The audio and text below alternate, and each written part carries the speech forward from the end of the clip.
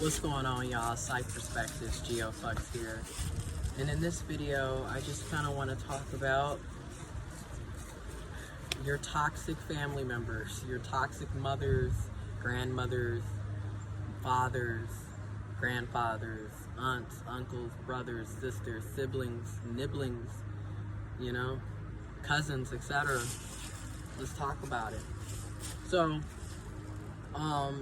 you know me, I'm always talking about the importance of going no contact and honestly staying no contact or going gray rock and the gray rock method. Information, as always, will be in the description box below. But I'm just going to be talking about some stuff. So, my uncle came to get me from my house this past Friday because we have business endeavors that we're embarking on and major things happening, so I needed to be in town to do some things. But I'm just like quickly seeing for myself, again, I cannot deal with my grandmother. I can't. It just comes a time where you just have to realize you have to permanently love people from a distance. Like, being in their presence more than a few hours is enough to make you want to blow your fucking brains out. Then guess what? You don't need to be around them. And it's just that simple. And I remember growing up, and this is what I mean by toxic people, they love to project. Really be careful on projection. And I'm going to do a separate video where I will be discussing projection. Because that is like a topic that really needs to be discussed, because it's just ridiculous how much they project their problems and issues off on other people. Everything that they're feeling about themselves, they're going to project onto you and other people around them. And my grandmother used to always say stuff like, well, you're going to always be alone. Nobody's going to want to be putting up with you. Nobody's going to want to deal with you. Nobody's going to want to be around you.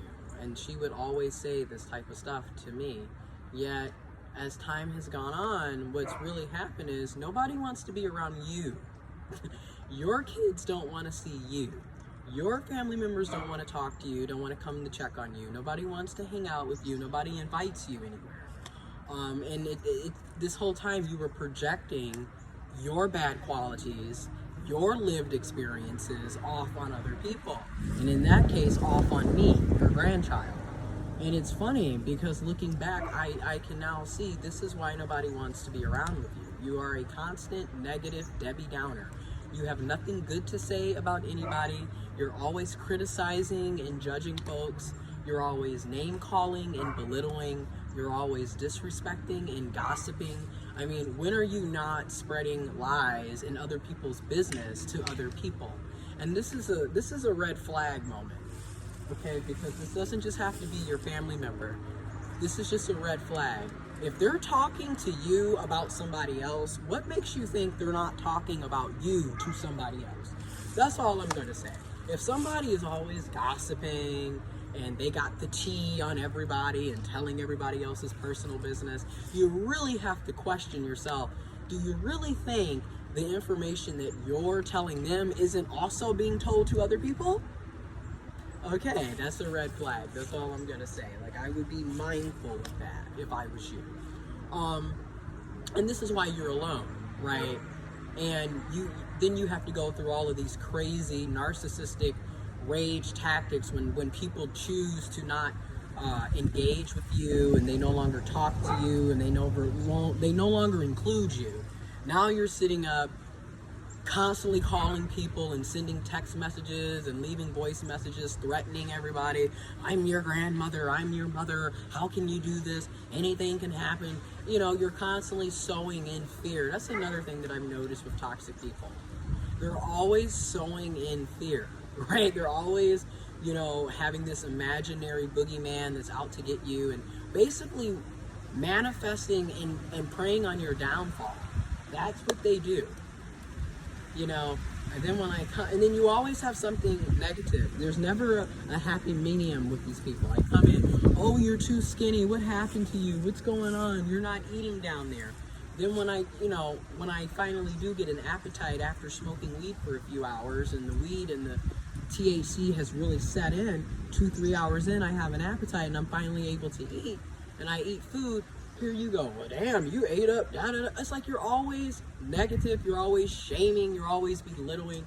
And then also me being openly trans, born intersex, I'm intersex, I was never male or female to begin with. You lying pieces of shit.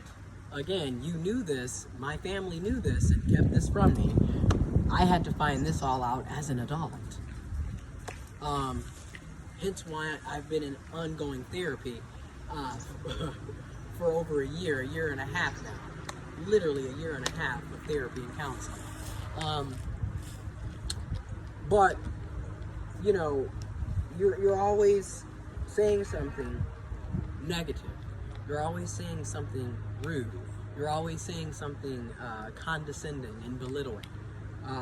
And then, like I said, being intersex, being trans, living my truths, when I come here, it's the constant dead naming, it's the constant misgendering, and it's just more and more reasons of why I don't want anything to do with you. You know what I mean?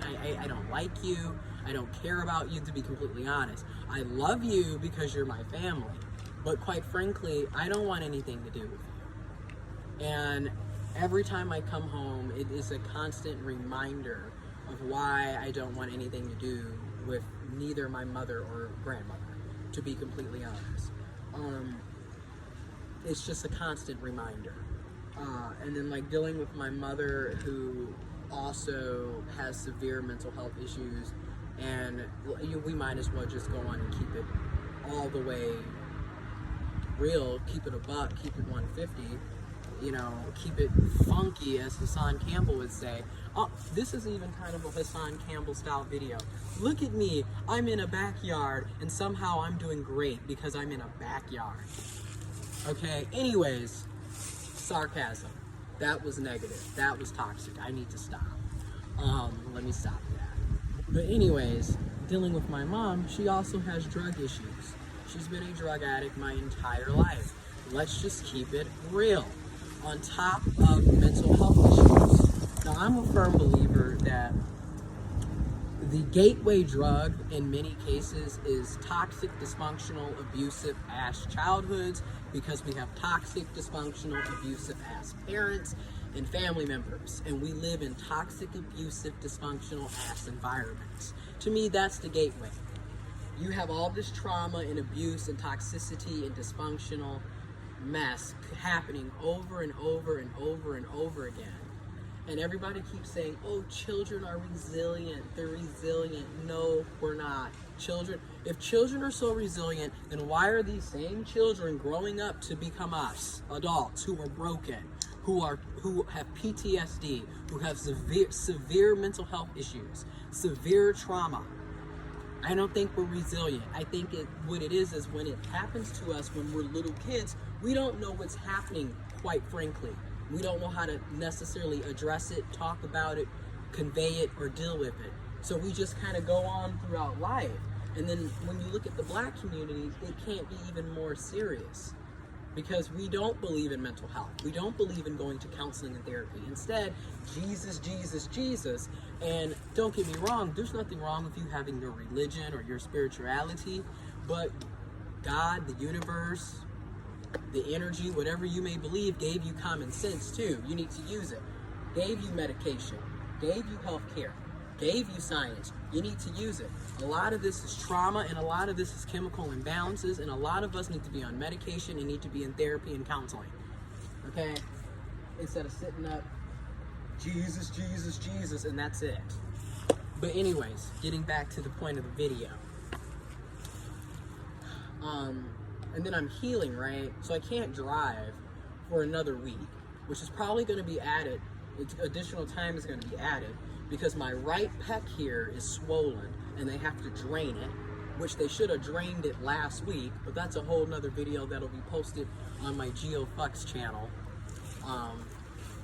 But I can't drive, I can't do a lot of stuff because of my surgery, and I purposely did not want my family to be at when I went in for surgery, because I already knew the toxicity the stress and the dysfunction and the transphobia that would be taking place. So to avoid all of that, I didn't include them. I spent essentially almost 2 weeks, because I came here Friday, almost 2 weeks to myself during surgery, after surgery, because I was like, you know what, I don't want to be bothered. And this is living proof of I don't want to be bothered. People want to be happy and free. It's like when you come here, it's like a huge dark cloud. It is extremely depressing. You come in, she never has the lights on. Everything is always dark, gloom, and depressed. She doesn't do anything but sit up and watch TV all day. She doesn't leave the house. And it's you want an argument. You're always saying something stupid. You're always saying something transphobic. You're always saying something ignorant. You're always saying something insensitive. But yet, let someone give you half of the medicine that you give to other people, and you would be sitting up crying. If you haven't noticed, this is how most toxic people are. They never can dish what they did. They can never dish in what they dish out. You know, and that's what's so hilarious. You know, it's like you can be such a shitty person, but you would never be able to handle someone being shitty like how you are back at you. It's just strange to me. But this is the type of mess that happens with narcissistic, toxic, emotionally unavailable, mentally ill, dysfunctional ass people. Okay? And again, everything is about them, right? So here I am, I just had surgery. I'm trying to, heal. And on top of the fact, I'm having complications. Like my entire right pec is swollen.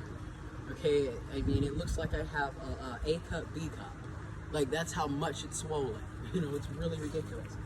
Here I am going through all of this, and yet you continue to, again, make everything about you and your issues and your problems, and this is why I didn't want to deal with you or be associated with you and didn't want to be bothered with you. Again, there's a reason why your children don't want anything to do with you. Okay? It is what it is. The fact that you have to guilt trip people into visiting you should be the clear sign that nobody likes you. Okay, so, like I was saying, it's ridiculous. I can't stand it here. On top of the fact that it's nasty and disgusting here. You're dirty, you don't clean up anything, and granted, yes, you're older, but again, your age doesn't really excuse the dirtiness, the nastiness, and the way you behave and how you treat people. Stop giving people crutches so they can sit up and use that to manipulate, to justify why they're shitty ass people. Okay? You really gotta stop it. But anyways, I'm tired of it.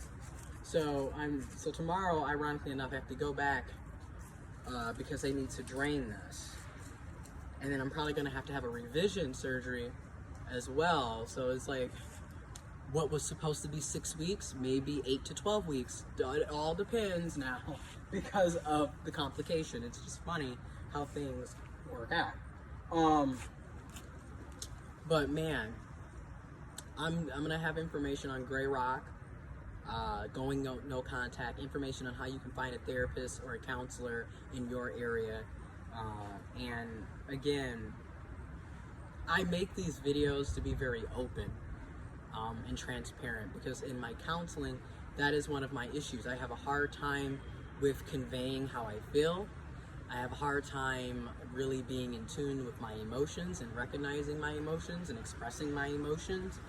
And like one of the ways of doing this is journaling and doing these video diaries and talking about it, writing about it, expressing it. So that's what I'm doing. And ironically enough, I look at the comments. A lot. I might not be able to respond to everybody's comments, but I do try to heart your comments when I read them and go through them. But a lot of you are coming from similar situations. Literally, it's almost like we're talking about the same people. That's just how common these toxic, narcissistic, emotionally unavailable, dysfunctional people are, and they're everywhere. Everybody, it isn't just love relationships. It's not just your toxic ex-boyfriend, girlfriend, significant other. You feel me? This can be your family member. This can be your friend. This can be the person you work with. You know what I mean? This can be your frat brother, your sorority sister, what have you. It can be anybody you come into contact with. anybody you come into contact with. So that's why I'm making these videos, because it's really time for us to really break the cycle and to get away from these people. I mean, it's misery loves company. They're not going anywhere. They're not doing anything with their life. They don't want you to do anything with your life. Get away from them. And that's really the best advice I can give you. And I will have more videos discussing this in the coming months, coming weeks. I'm out.